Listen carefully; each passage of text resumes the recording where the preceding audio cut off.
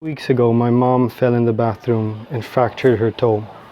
So since then, I've been obsessed with anti-slipping everything. This is a staircase, and every time it gets wet, it gets crazy slippery. So today, we're gonna make our own anti-slip paint with sand and rubberized paint.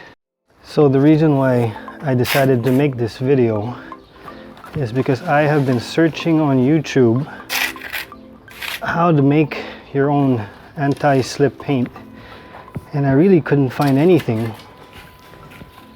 So I thought, and by no means do I claim to know what I'm doing here, but I just thought that it would help that I make a video of what I did and get people to comment on what I did right or wrong. So we're gonna see what happens. So the first thing I'm doing here is I'm sifting some sand to get some fine-grained sand that I can mix with the rubberized paint.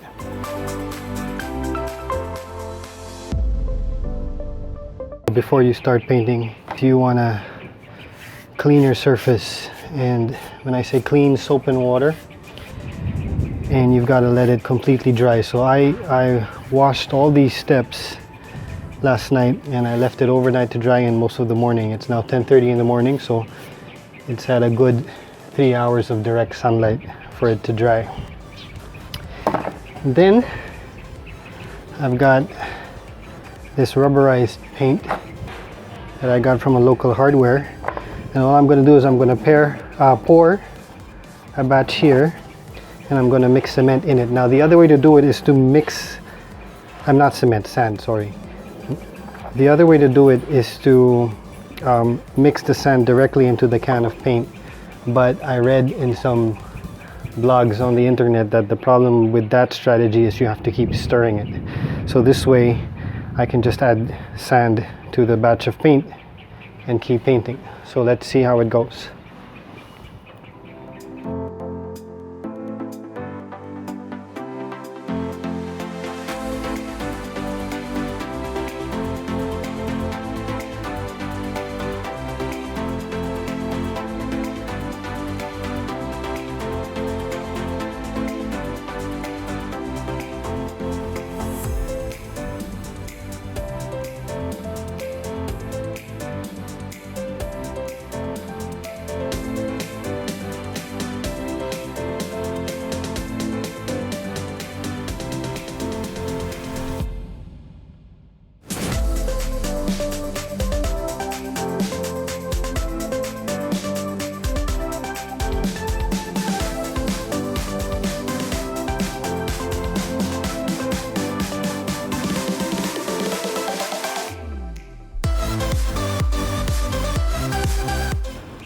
So it's been less than an hour and the paint already feels pretty dry, and I can tell from how it feels underneath my hand that the traction is pretty significant.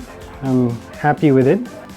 Some lessons that I learned while doing it: number one, you don't need as much sand as you think. So as you noticed at the start of the video, when I was mixing the sand in the paint, I kept adding more and more, thinking that it wasn't thick enough. But really, you don't need the sand to be that thick for it to work. So as I went down the steps, I kept adding more and more paint, but I did not add any more sand, and it worked out just fine. So I hope this video helps you out there. If you have any questions, just comment and I'll do my best to answer any questions. So thanks for watching, and I'll catch you on the next one.